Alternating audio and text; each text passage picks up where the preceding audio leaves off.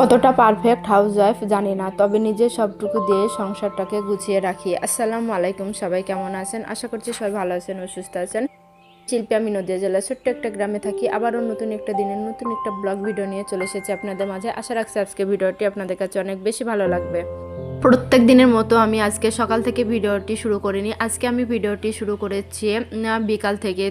জানি না আজকে ভিডিওটি কেমন লাগবে আপনাদের কাছে, তো চলুন দেখা যাক মানে কেমন লাগে আর কি। তো সকালবেলা যেহেতু সকালবেলা যখন ভিডিও বানাই আমি আর কি, তখন সূর্যের আলো থাকে। আর আজকে আমি বিকাল থেকে ভিডিও বানাচ্ছি, মানে ওই 4টে নাগাদ এরকম টাইম আর কি। তো সেই টাইমে তো রোদ থাকে না। আর আমার ঘরের এই ঘরে লাইট দেওয়া আছে, মানে রড লাইট দেওয়া নেই। যদি রড লাইট হতো তাহলে হয়তো আলোটা একটু বেশি হতো। যাই হোক, বাল্ব দেওয়া আছে, ওই কারণে আলোটা একটু কম আসে। আর যেহেতু সব থেকে বড় কথা হচ্ছে আজকে তো সূর্য ওঠেইনি, তো সেই কারণে আরও অন্ধকার হয়ে আছে ভিডিওটি। তো যাই হোক, আমি আজকে বিকাল থেকে সন্ধ্যা রাত্রিবেলা পর্যন্ত ভিডিওটি বানিয়েছি। গিয়েছিলাম মায়ের বাড়ি জালসাতে, তো সেখানটায় আমি 3 দিন ছিলাম। বুধবারে গিয়েছি আমি, আর শুক্রবারে সন্ধ্যাবেলায় বাড়ি এসেছি।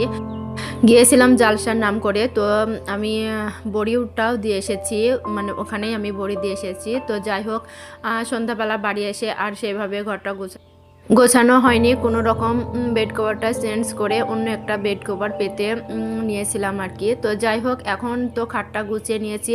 আর দেখলেন কতগুলো কাপড় চোপড় আমি তুড়ি মেরে ভাঁজ করে নিয়েছিলাম। তো যাই হোক, আপনারাও কি তুড়ি মেরে ভাঁজ করতে পারেন জানাবেন কমেন্টে। তো যাই হোক, এই তো এখন আমি জামা কাপড়গুলো আলনায় সুন্দরভাবে সাজিয়ে নিব। আর আমার ঘর গোছাতে তো খুবই ভালো লাগে, প্লাস ঘর সাজাতে তো আরও বেশি ভালো লাগে।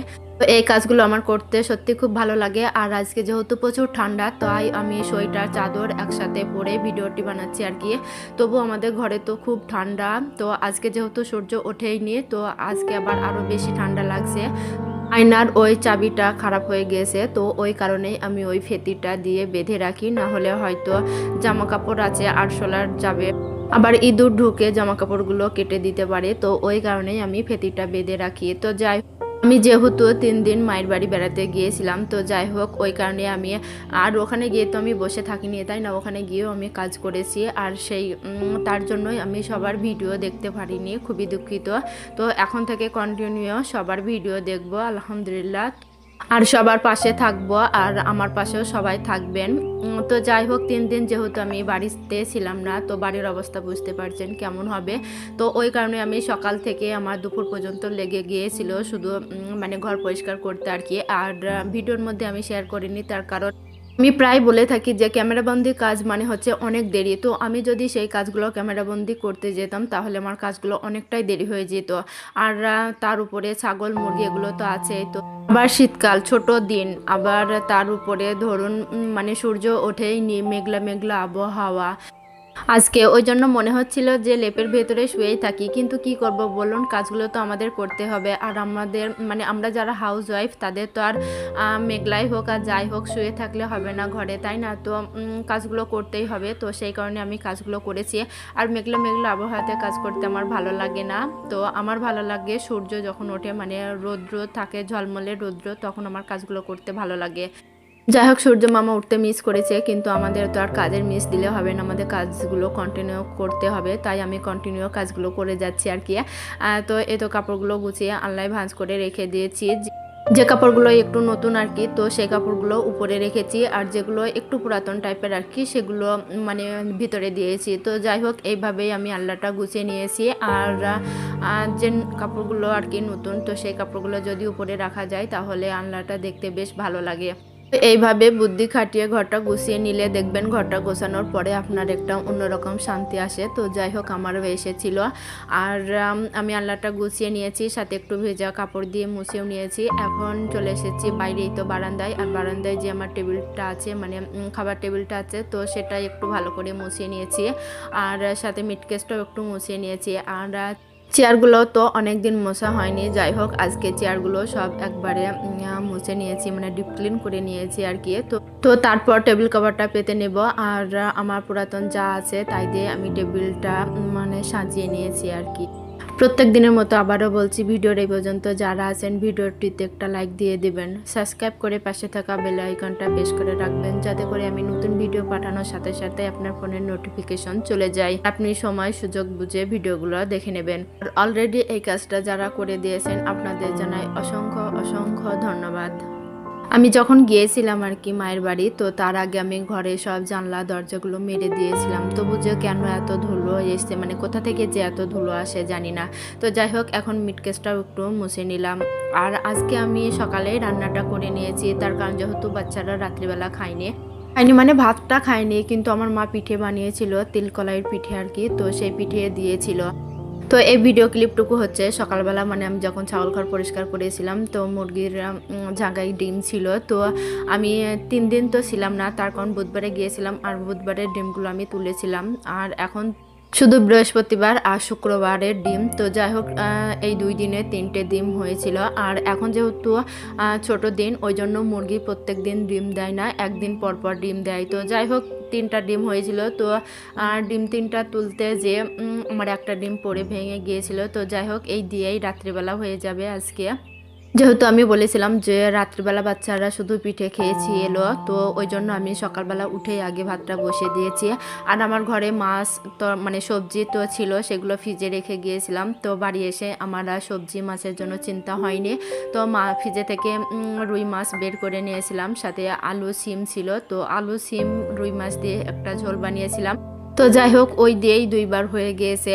আর এখন চলে এসেছি সন্ধ্যাবেলায়। তো আজকে সকালবেলায় চা করা হয়নি, তো এখন সন্ধ্যাবেলায় চাটা করে নিয়েছি। তো কেক আনিয়ে নিয়েছিলাম, তো কেক দিয়েই এখন সন্ধ্যার নাস্তাটা করছি আর কি। তো আজকে তো প্রচুর ঠান্ডা পড়েছে, সন্ধ্যাবেলায় চা না হলে তো হবেই না।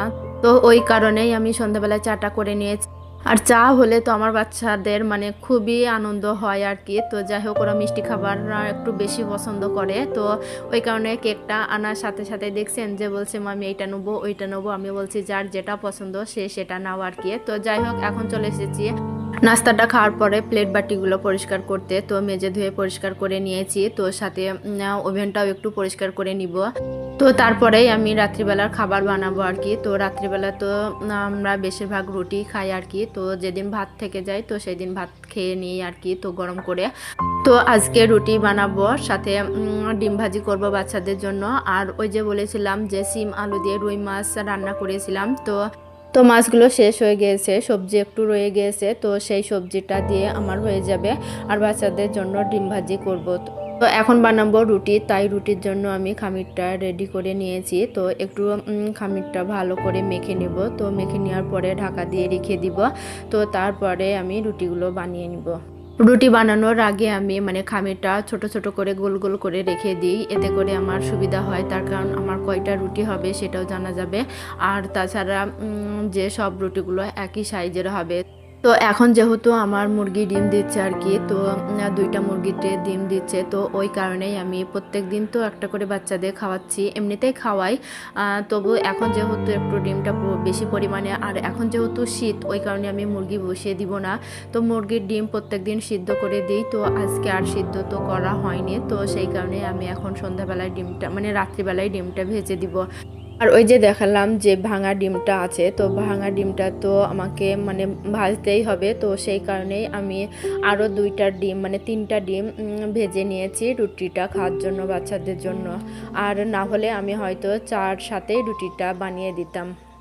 এক এক করে আমার সব রুটিগুলো বানানো হয়ে গেছে। আর রুটি বানানোর পরে মানে রুটি বানানোর জায়গাটা আর কি আটা এদিক ওদিক ছড়িয়ে যায়, জায়গাটা বেশি নোংরা হয় আর কি। তো যাই হোক, ওই কারণেই আমি রুটিটা মানে মাটির চুলাতেই বানানোর চেষ্টা করি। তো যাই হোক, আজকে যেহেতু আমি রাত্রিবেলায় বানাবো, তো ওই কারণেই আমি সে চুলায় বানিয়ে নিয়েছি, না হলে আমি মাটির চুলা রুটিটা বানিয়ে নিতাম। তো যাই হোক, সব জিনিসগুলো জায়গা মতো রেখে দিয়েছি।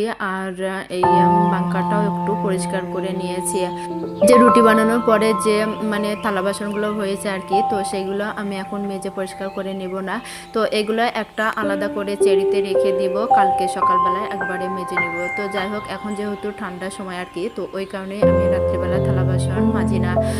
এমনিতে আমার ঠান্ডার চাপ বেশি, তো সেই কারণেই আবার যদি আমি রাত্রিবেলা থালা বাসনগুলো মাজি তো আমার তো ঠান্ডা লেগে যাবে। তো সেই কারণেই আমি চেষ্টা করি যে আমাকে পানিতে হাত দেওয়া মানে ঠান্ডা পানিতে হাত দেওয়ার কাজটা একটু কম করতে। তো যাই হোক, আমাদের তো সবসময় পানিতে হাতটা দিতেই হয়, তবু একটু চেষ্টা করি যাতে কম হাত দিতে। তো যাই হোক, আমি এই তো ডিমটা ভেজে নেব। তো তারপরে আমি সব কাজটা কমপ্লিট করে বিছানাটাও করে নিব। তো তারপরে আমার ছেলেকে বিছানায় বসে আমি খাবারটা খাইয়ে দিব। আর আমার ছেলেকে তো খাওয়াতে অনেকটাই দেরি হয়ে যায়, তো সেই কারণেই আমি কম্বলের ভিতরেই আমার ছেলেকে বসে খাইয়ে দিব। আর এর মধ্যে মানে আমার ছেলেকে খাওয়াতে খাওয়াতে আমি আমার ভিডিওর এডিটগুলো করে নিব আর কি। তো এখন আমি সারাদিন ভিডিও বানাই, তো রাত্রিবেলা আমি সেই ভিডিও এডিট করে সকালবেলা ভয়েস দিয়ে ভিডিওটা পাঠিয়ে দিই।